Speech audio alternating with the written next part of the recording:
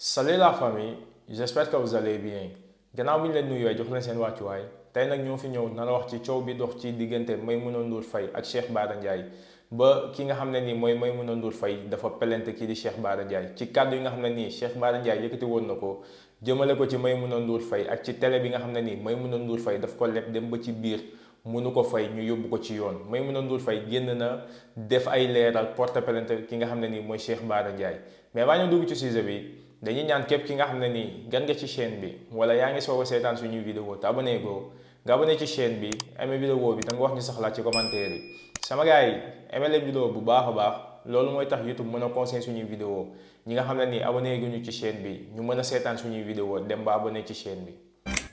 bu dee yaa ngi doog a seetaan suñu vidéo bul fàtte abonné liker partager parce que ça nous aide vraiment. léegi nag affaire Maimouna moom c'est vrai dem na tribunal bërki démb daan nañ ko du woon nag dafa jënd télé bi parce que licence télévision kenn du ko jaay parce que c'est appartient de état Sénégal état moom licence waaw ni ko lu ñuy jaay. lan la jënd. li mu jënd mooy dafa waxoon ak yi nit ne leen dama leen di jox. dama leen di jox 150 millions. waaw ngeen jox ma maanaam télé bi yéen a may jox fréquence bi jox ma satellite jox ma lépp. maanaam micro caméra. su ko defee man ma jox leen 150 millions nga xam ne moom laay participer daal ci bokk mel na lu bokk ci télé bi. léegi ngeen jox ma télé bi may liggéey chaque année ñu def 60 ngeen am 40% ma am 60%. ñu d'accord bi ñu d'accordee moom mu ñëw jël télé bi. départ bi mu demee maanaam au début dafa joxe 50 millions ci 150 millions. 50 millions daal ñu jox ko matériel bi. jàpp ne dina mottali mu jël. bi mu jëlee fukki millions la ci joxewaat muy 10 millions. léegi nag dese 90 millions yoo xam ne ba léegi joxewu ko te moom mi ngi exploité télé bi. waaw 90 millions yooyu dafa ñetti dossiers yu bokkul la dafa bokk ci benn dossier bi ñu ko daane. mooy daf ko war a joxe. dafa war a joxe 90 millions 90 millions. te su ko joxewul fii ak décision juge bi di génn. bu juge bi motivé décision bi mu jël. télé bi moom dañ koy jël. parce que loolu la yoon santaane. dañ koy ki ko moom da koy dem jëli.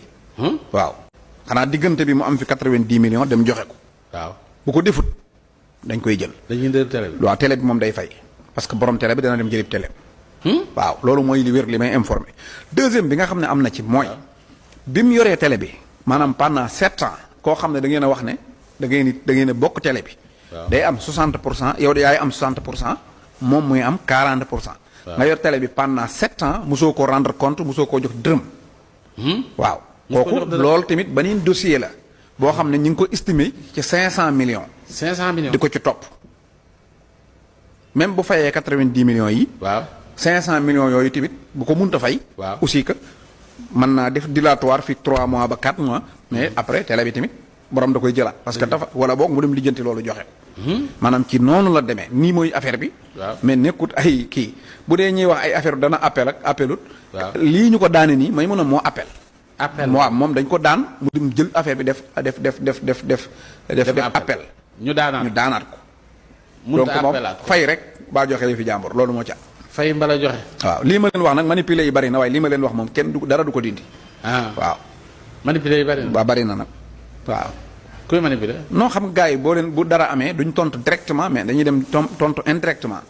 waaw. dëgg du romb nopp. ñu ko dara. parce que xamul ci dossier bi dara. man en 2014 2015 j'ai commencé à travailler sur un projet de chaîne de télévision. ma def demande de fréquence télé état nanguwumaa jox mais puisque man taxawal télévision vivre ma passion c'était un rêve je me suis donné tout au long de ces années-là les moyens de réaliser mon rêve et de partager cette ambition-là avec des gens comme yow ñeneen ak ñu bari ñoo xam ne samay ñooñ lañu.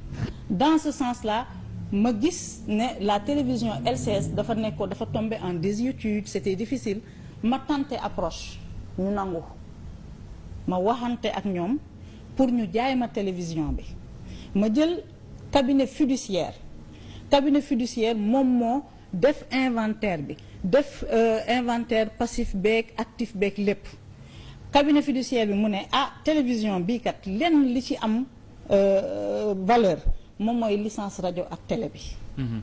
rajo ak télé voilà mu estimer le prix ñu waxaale selon un échéancier man ma ne télé bi yëpp laa jënd yenn matériel yi jël naa ko même si bu fekkee ne après utiliser wu ma ko mu yàgg récupérer licence télé bi mais seen passif social ak fiscal laalu ma ko sama yoon nekku si et loolu cabinet fiduciaire bi calculer woon na ko ma commencé exploiter ñu dem ba ci biir ñu teg dañoo defoon échéancier pour le paiement je donne 50%.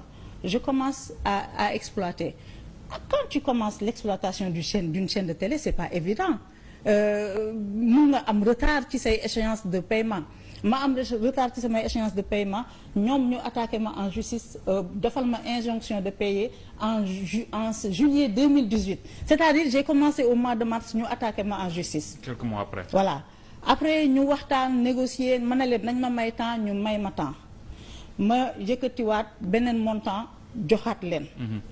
Donc ci biir loolu ñu may ma temps dossier bi sedd ci biir loolu j'apprends que pendant que ñoom ñu may poursuivre pour un montant bu ma leen desel fréquence rajo bi nga xam ne man maa ko moom. jël nañ ko jaay ko keneen ba kooku di opérer je pose le débat. Attendez entente bi lan la impliqué woon. fréquence rajo ak fréquence télé. D'accord. Donc au moment ñoom où ñu may def injonction de payer j'apprends que fréquence rajo bi nga xam ne man dama doon xaarandi ma motali sama paiement ma récupérer ko exploiter ko jaay nañ ko beneen opérateur ba kooku mu ngi exploiter. Je pose le débat le dossier est resté en l'état. Donc ñoom bi ñu yëngalee dossier bi ci weer bii ñu génn j'ai demandé à mon avocat mu casser procédure 2018 boobu parce que elle est caduque. Entre-temps fayaat naa xaalis entre-temps il y a eu cette histoire de fréquence rajo là. Loolu la justice wax et j'invite le réalisateur Modou à le montrer loolu la justice wax ne ma requête est irrecevable. Les deux procédures n'ont rien à voir su ma bëggee naa dem def beneen procédure. Donc l'affaire ne portait pas ci benn signal bu ñu war a fay. wala benn kii war a delloo loolu procédure bu ñu def bu ñu kii nu mu tudd injonction de payer. Modou mun na ko wane sans pour autant donner des informations. Injonction de payer bu ñu def moom la justice wax ne ma ne nañu casser procédure boobu parce qu'elle est caduque parce qu'il y a eu des évolutions loolu kese la justice wax ne ma requête est irrecevable. Et que je suis condamné au dépens, ça veut dire que non seulement war naa fay mais man war naa prendre en charge les frais d'avocat et autres et de procédure loolu la de il y a rien d'autre on est dans le cadre de la gestion d'une entreprise tribunal du commerce ci benn partie affaire bi lañ la ci joxul dëgg en fait voilà mais ça ne concerne pas toute l'affaire et il y a pas de saisie il y a pas rien. Tribunal du commerce dafay juger d'affaires civiles et commerciales. Il y a rien de délictuel ni de pénal tous les jours man ñaata procès laa am. Au tribunal du commerce donc ñi inquiété wu pour yow pour télé bi actuellement il y a pas raison de s'inquiéter. Mais ils n'ont pas à s'inquiéter cette TV n'est pas sous le coup d'une saisie. Ok loolu mooy information bi en fait. léegi yow su ma la yoree. muy yéen. dafa désolé waay.